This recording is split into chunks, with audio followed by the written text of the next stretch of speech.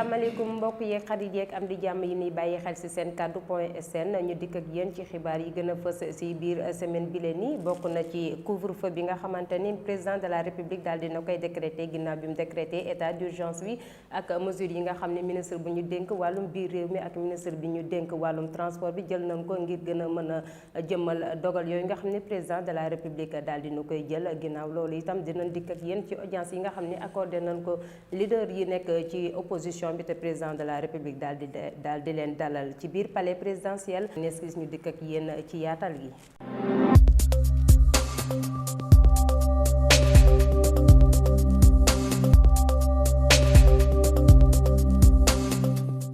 ñu dikk ak yéen ci réunion d'urgence bi nga xam ni président de la république di Macky Sall amal na ko altine bi ñu génn 23 mars ci biir palais présidentiel ginnaaw nag réunion d'urgence bi bokk na ci dogal yi nga xam ni président de la république daal di nu koy jël mooy fexe ba lépp loo xam ne dafa xeetoo ko doxi doomi aadama yi ak dawalum oto yi ñu daal di koy dakkal jamono ji bu 8h si guddi jotee ba 6h du matin ñu di ko woowee couvre-feu bokk na itam ci tere lépp loo xam ni méngoo naag dajaloo doomi aadama yi mi réunion publique ak privé yëpp ci bokk yem ak itam li nga xam ni mooy lieu public yi ñu daal di leen ajandeegum ba ci kanam bokk na ci dogal yi nga xam ni président de la république itam daal di nu koy jël mooy fexe ba taxawal force Covid 19 boobu nga xam ni jamono ji junni milliards suñu koppar moo koy doy ngir daal di koy mën a doxal ci biir junni milliards yooyu noonu nag juróom-ñaar fukk ak juróomi milliards suñu koppar yi ñu ngi ko daal di jël jagleel ko ñi nga xamante ni mooy ñi nga xam ni seen loxo jotul seen ginnaaw te jamono ji couvre-feu bi itam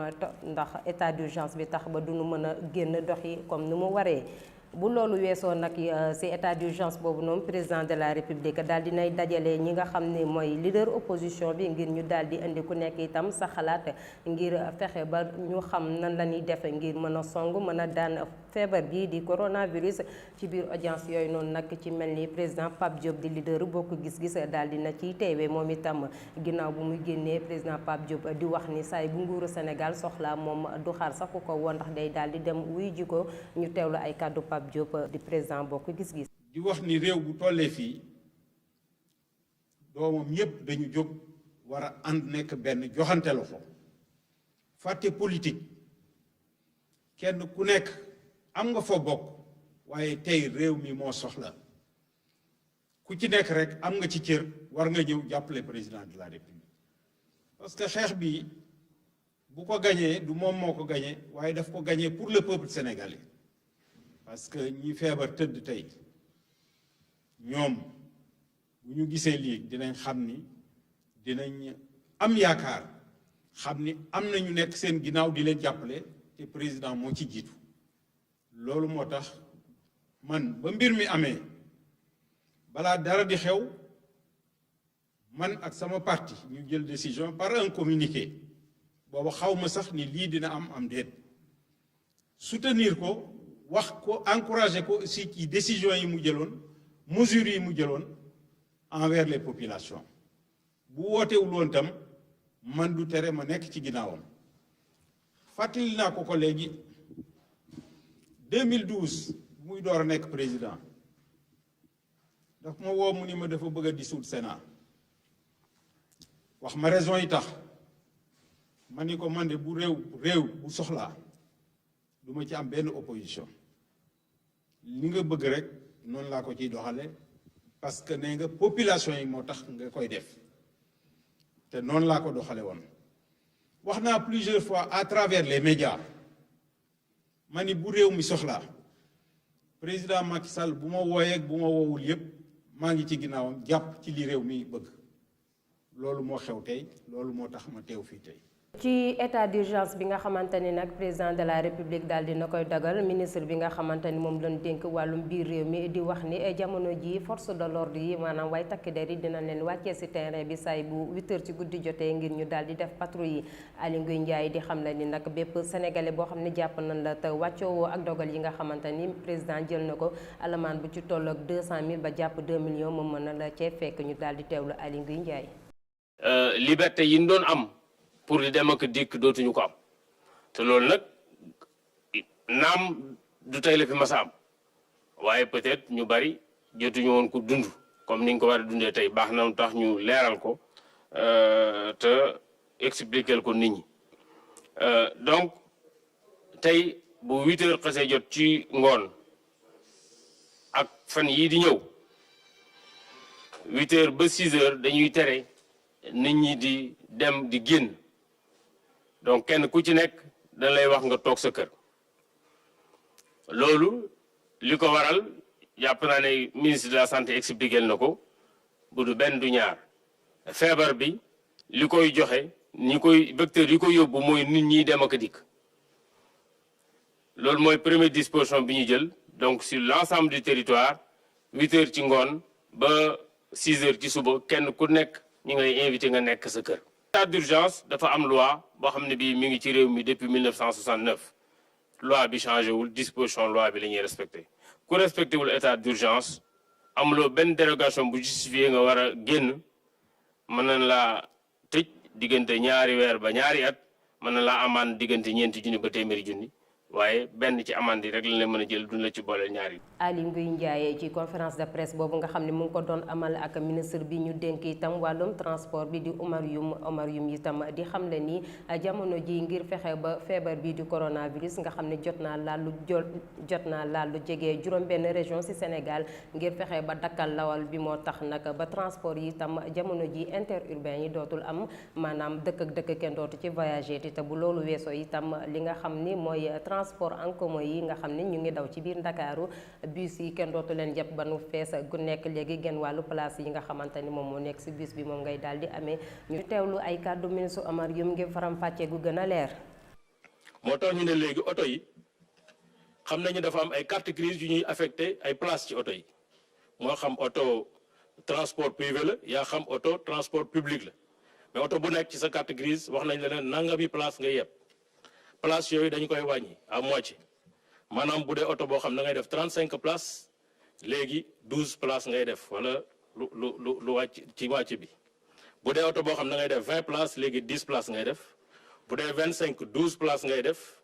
bu dee 35 dañ koy diviser par 2 ainsi de suite.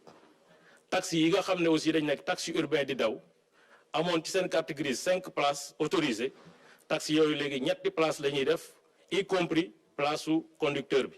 maanaam day jël ñaari client plus kuy dawal muy ñett. couvre-feu bi nga xamante ni nag président de la république daal dina koy décréter ñi nga xam ne ñoo dëkk ci banlieue bi tey liggéey ci biir Ndakaaru jamono ji ñu ngi ciy jànkonteel ay jafe-jafe yu méttee métti saay bu nu wàccee ngir daal di ñibbi ndax 6 heures fu mu leen fekkee ci mbedd mi ku nekk day mujjee ab tànkam di daal di dox ndax oto amul te paasu taxi yi du ñëpp ñoo ci mën a jotendi mu nekk nag lu métti lool waaye nar naa gën a métti ginnaaw bu nga xamante ni ñi nga xam ne mooy waa GIE AFTU mooy ñi yor bis yu weex yi jëlee dogal ni samedi beeg dimanche bi léegi benn bus dootul daal di daw ndax jamono ji li ni jànkoonteel metti na lool versement ñoom waxuñu ay waxam waaye lu jëm ci wàllum gasoil bi nga xam ne saay buñ ko solee ngir daal di mën a xëyee bus yi suñu wàccee duñu mën a am li nga xamante ni loolu lañ jotoon a sol si suba gi mu nekk nag dogal boo xamante ni mën na dem sax ba indi ñu daal di gaare bus yi bu ñu sukkandikoo ci ay kàddu Ndongo Fall nekk transporteur itam ndax jamono ji 40 millions la ñuy jël ci lu jëm ci wàllum traite yeeg masse salariale yi mooy li ñuy fay ñu ngi koy am weer bu nekk di ko décaissé te teewul boobu ba tey bi feebar bi commencé dara duggul teewlu Ndongo Fall nekk njiitu transporteur yi. dégg ngeen message boobu nga xam ne moom la ministre bi envoyé nee na oto yi même tata yi nangootul ñu jël place assise yi maanaam daal ni mu ko waxee dafa bëgg banque bu nekk kenn nit a fay nekk loolu nag yaakaar naa bu ñu ko defee lu mat 10 personnes du nekk ci oto bi. dëgg la liggéey bi metti woon na parce que yéen ko gisaloon seen bopp oto bi day liggéey ba ngoon jot du am gasoil waaye nag comme que nun ay nationaux loon te dana war a participer ci développement dëkk bi waaye développement dëkk bi bala ñu ko wax nag nañ wax tal santé doomu aadama yi ndax nit ki lu mu tar rek daa fekk mu am santé boo wérul moom tëloo dara loo mënti am wéru ko gënal mesures yooyu ministre bi jël itam bu soobee suñ borom ba danoo fas yéene ànd ko ak moom waaye nag dana metti fépp de metti na ci état bi nga xam ne booba léegi fu ne ma nga fay mbëkk tànkam pour bëgg mbëkk bopp bi pour bëgg yàlla may nu jàmm nun ñëpp nu séddoo ko bis bu ne ñu ngi génnee ay mesures waaye mesures yooyu ñuy génne yëpp fexe nuñ ñu sauvé doo nga tax kon nag nu itam population bi dañ cee war a participer nu de ku ne xam na ne fi mu ne li ñuy liggéey dañuy daw à perte waaye nag sañunoo taxaw il faut nu ànd ak nit ñi nu itam def ci suñ participation gannaaw bi ci defee suñ alal ba pare. léegi ministre bi nee na tata yi dootu nangu oto yëpp sax la wax même taxi nee na ñaari nit ak chauffeur dootu ko weesu bu dee Njaga Njaay la fukki nit mbaa fukki nit ak benn dootu ko weesu bu dee tata la du weesu fukki nit bu 6 heures la ñuy xëy bu 8 heures na fekk oto yëpp gaare ko ci mel ne man Ndongo Fall nga xam ne 2 temps laa daan def kon 2 temps yooyu mënatul a nekk léegi kon oto bu nekk benn chauffeur a koy yore 7 heures la ñuy xëy ko ci liggéey sa 8 heures de temps demal nga ñibbi gaare balaa 20 heures daal na ngeen gaare oto yi waaye nag dana am changement aussi parce que am na ci ñoo xam ne il faut que ma yóbbu leen chômage technique bi nag gënaluma ndax lañ daan am dootuñu ko am te man li muy métti teewul danaa jël ci li ma moomal sama bopp di ko ci def waaye nag nan xool ne moment la bi boo xam buy jàllale rek kon nu ànd nun ñëpp nu muñu doo ko désormais daal am na chauffeur bu ci duggoon léegi doon ma wax lu mel noonu li ma leen di tontu yéen ñëpp ngeen jotandoo ko nu itam waa AFTU na leen jéem a xalaat ñu waxtaan ci biir lii ba am kenn ku nekk looy mën a def sa participation ndax itam koo xam ne daa nga fay plus de 20 millions salaire su fekkee ne da nga liggéey à perte liggéey ko weer amoo dara fayoo traite personnel bi tam nga fay leen plus de 20 et quelques millions looloo tam xam nañ ne bët du yanu waaye xam na lu bopp attan kon nag yëf yi fépp lay méttee dana métti ci nun waaye dana métti ci personnel bi nga xam moom la ñuy liggéey itam ndax lañ daan am dootuñu ko am samedi ak dimanche nga xam ne jour férié la dama leen di wax nañ gaare oto yi samedi ak dimanche moom bis naka tey ba yàlla changé jamono ndax loolu dafa am prime bu ma leen ci daan fay benn jour bi seen repos la samedi bi dama ko daan dolli seen salaire 17 100 francs ñu daan ko liggéey mais loolu dootu mën a nekk ndax situation oblige. plan force Covid 19 bi nga xamante ni nag njiitu réew mi di président de la république daal dina koy taxawal te junni milliards si sunu koppar fas yéene cee dugg moo tax nag ba mois de mars bi ñu nekk ni salaire ministre yi ginnaaw bu Macky Sall waxee woon ci conseil des ministres bi mujj bii nii ne leen ku nekk na ci jël 1 million ci salaire am daal di koy participer ci force Covid 19 bi leen ni Macky Sall nag moom xaarul sax seen réaction ndax mois de mars bi ni salaire yi ministre bu nekk daal di nañ ciy dagg 1 million ci sa salaire ngir daal di koy jël jagleel ko plan bi di force Covid 19. jamono jooju itam nag président Macky Sall di fësal naqar gi mu am loola jëm ci secteur privé bi nga xamante ni force Covid 19 bi nga xamante ni junni milliards sunu koppar moo ci war a dugg secteur privé bi ginnaaw bi nu dajalee koom bi nga xamante ni moom lan war a jébbal njiitu réew mi toll lu dul ci lu ëpp juróom-benn téeméeri million ak ñeent fukk ak benn si suñu koppar daal di koy jël jagleel ko li nga xam ni mooy force Covid 19 mu nekk loo xamante ni metti na lool président de la république ba tax na sax muy wax ni jot na ngir ñoom ñu daal di assumer seeni responsabilité sociétale d'entreprise comme may état bi dina daal di jël ay responsabilités am daal di def li ko war. si jamono ji nga xamante ni nag Macky Sall mu ngi dànkaafu ñi nga xamante ni ñoo nekk si secteur privé bi ngir ñu daal di gën a yokk koppar gi nga xam ne jot nañ koo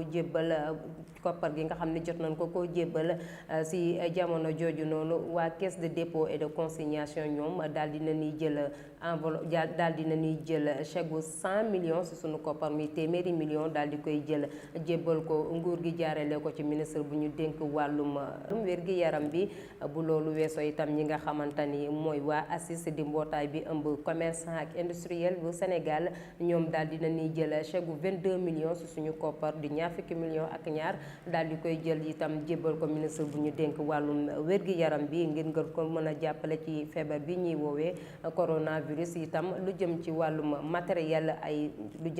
matériel lu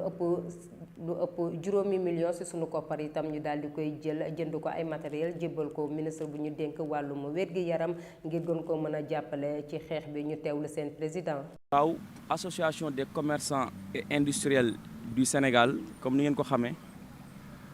moo ñëwoon tey ngir joxe wàllam ci dimbalante jàppalante gi nga xam ne gis nañ ne askan wi ñëpp maase nañ jógtee ko ngir mën a am saafara waaye mën a daan tamit noon bu mag bi nga xam ne moom lañ jàmmaar lool muy tawat ji dugg ci réew mi di mbas ñu koy woowee coronavirus. bi ñu amee yéene bit ñu jóg diirub ñaari fan ci njiitul le président Khadim Sylla mu nekk nii ci sama wet ak mboolem ñi nga xam ne ñoo nekk nii di ay membre du bureau ñu wër suñuy membre yëgal leen mbir mi laaj leen ñoom it ñu joxe ci joxe bu ànd ak yéene ci loo xam ne ñu nit amuñ ci benn coono joxe boobu nag biñ ko boolee ñiy joxe xaalis ñenn ñi joxe ay dons en nature mi ngi toll ci 22 millions ci xaalis ñaar fukki millions ak ñaar waaye bu dee ci li nga xam ne joxe nañ ko ci ay jumtuwaay yoo xam ne dafay jëm ci wàllum cet ak wàllum wér-gu-yaram toll na ci juróomi millions ak ñaar fukki junni yu manqué yu manqué junni ak ñaari téeméer. ginnaaw nag waa ACIS ki nga xamante ni mooy itam Bara Sall nekk responsable politique ci commune Patte d'Oie Grand Médine itam dugal na loxoom ci xeex bi daal di jël li bëri ci matériel détergent ak li di gel alcoolique itam daal di koy jël jébbal ko commune Patte d'Oie Grand Médine jël ko tas ko ci askan wi ngir ñu daal di gën a mën a itam jàkkaar ngir ñu daal di gën a mën a jàmmaarloo ak jàngoro bii di coronavirus daal di koy jaarale ci gën a fagaru moo tax sax nag ba altine bi ñu weesu mu daal di jël li nga xamante ni mooy gel alcoolique yi ak matériel détergent yi ak lu xeetooki matériel yooyu daal di koy jël jébbal ko askan wi ñu teewlu Bara Sall. li xew ci réew mi rek mooy feebar bu bon bi nga xam ni moo dugg ci àdduna bépp ñëw fii ba agsi Sénégal ñu tuddee ko coronavirus loolu moo tax comme que président de la République le président Macky Sall son excellence dafa jël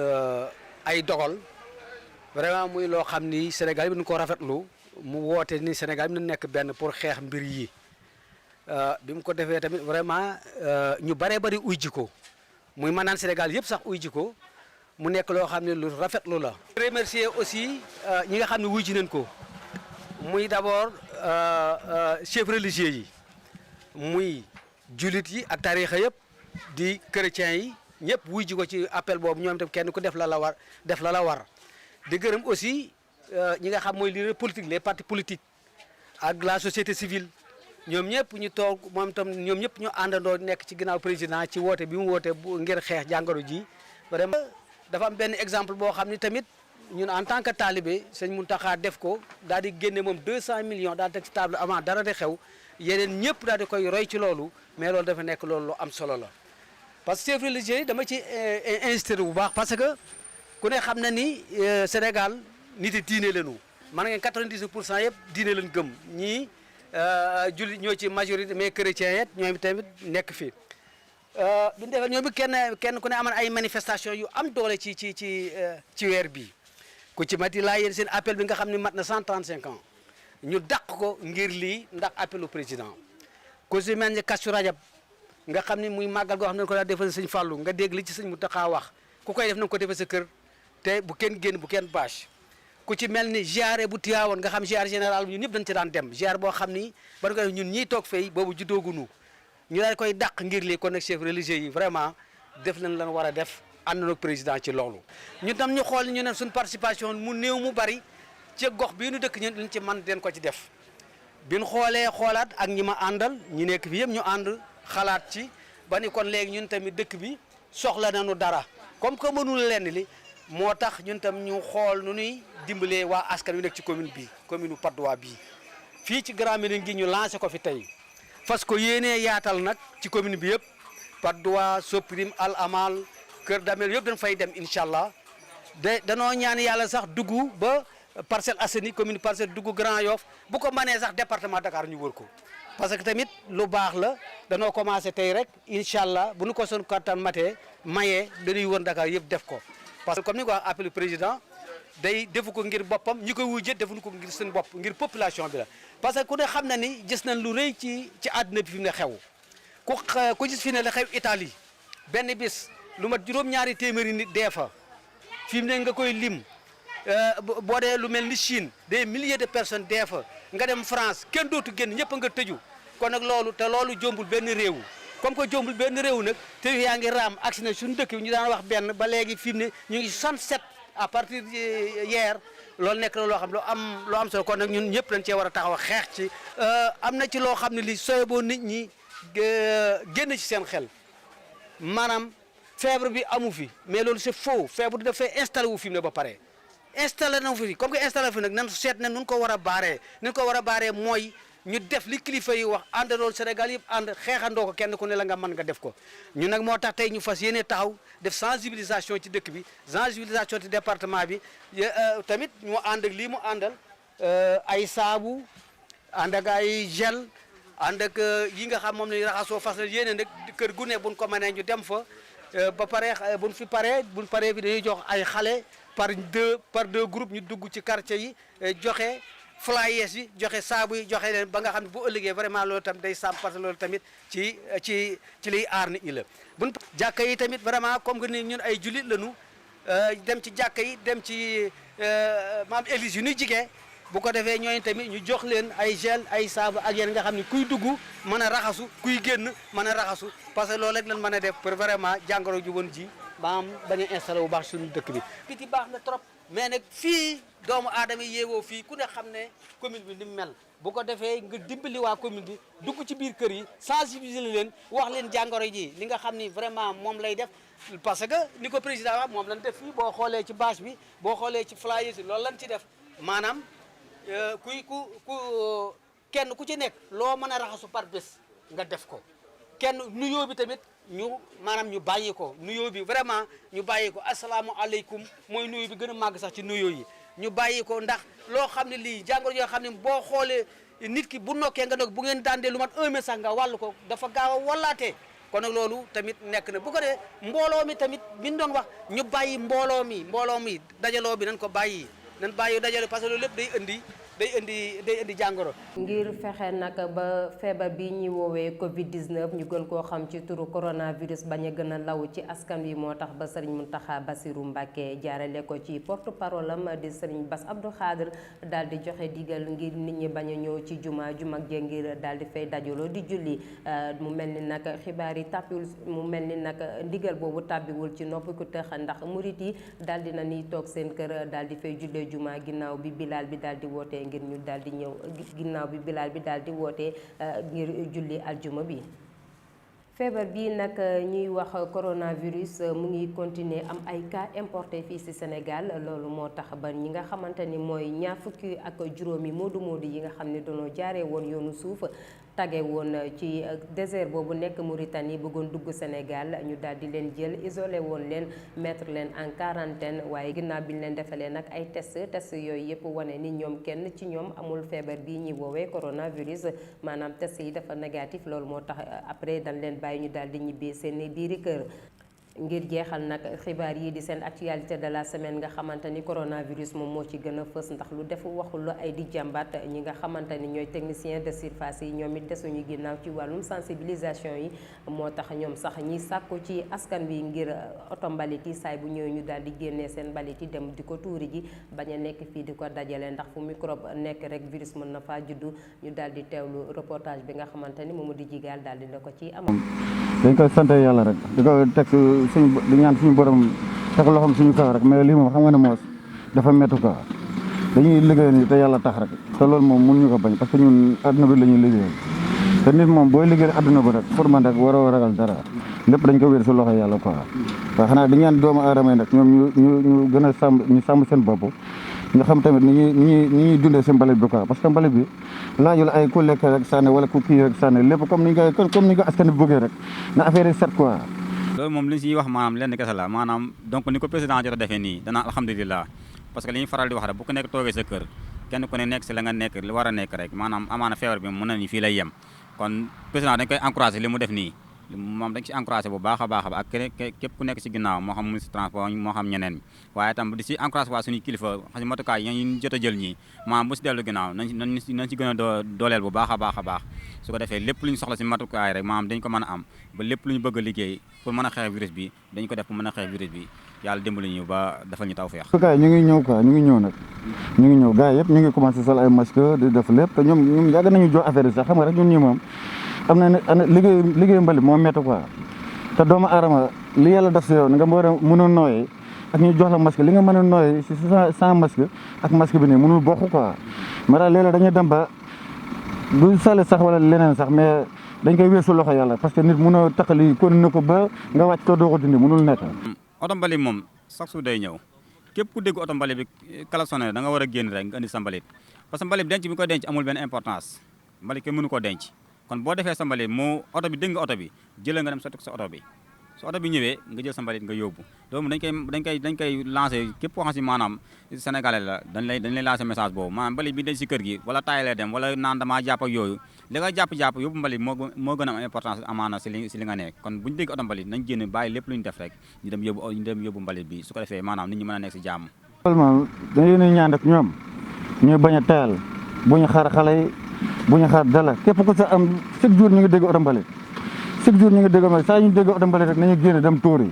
loolu moo gën a am solo parce que li ñuy wax comme feebar bi nii ak genre yooyu noonu baaxu ci quoi parce que tey ñun ñee si mbalit bi xam ne ba dañ koy nooy tey dañuy gis mbalit yoo xam ne léeg-léeg da nga gis boo koy tuur sax pour mu tuuru sax problème la parce que da nga wër mbalit bi gëj ko tuur waaw kon ñooñu nañu góorgóorlu bu baax a baax tey jëm ñu jàppale ñun parce que mbalit bu setee si kër yi rek bu ñëwee fii ñun dañu am problème mais bu setul si kër yi rek bu ñëwee fii ñun dañuy gën a am problème te loolu du yoon quoi ñu jàppale bu baax a baax man. mbokk yeeg xarit yeeg am di jàmm yi ñuy bàyyi xel si seen kaddu point sn nag lii moo fi gënoon fës di si semaine bii ñu génn nii di leen di jaajëfal bu baax a baax ci teewlu bi di wax nag ni message bi nga xamante ni ministre bu ñu dénk wàllum wér-gi-yaram bi lancé na ko di wax ni lépp loo xamante ni léegi jëm na ci wàllum collecte bi maanaam képp koo xam ni bëgg na jàppale nguur gi ci xeex bi nga xamante ni mu ngi koy xeex coronavirus jaarale ko ci plan bi mu lal di force Covid 19 jamono ji ministère ba moom jot a dajale lu tolloog ci 1,3 milliard ak lu teg aslëf si sunu koppar mu daal di koy fas yéene jël jébbal ko ministère bu ñu dénk wàllum finance di wax ni li tam askan wi jamono ji képp ku bëgg a defati sa don nga daal di dem jubali foofu noonu daal di koy jël jébbal ko nguur gi. mbokk yi ñu leen di jaajëfal ci teewlu gi di leen wax rek ni itam ngeen gën a jëfee dogal yi nga xamante ni ministre Abdoulaye Diouf Sarr daal dina koy jël di wax ni dee leen raxasu ba set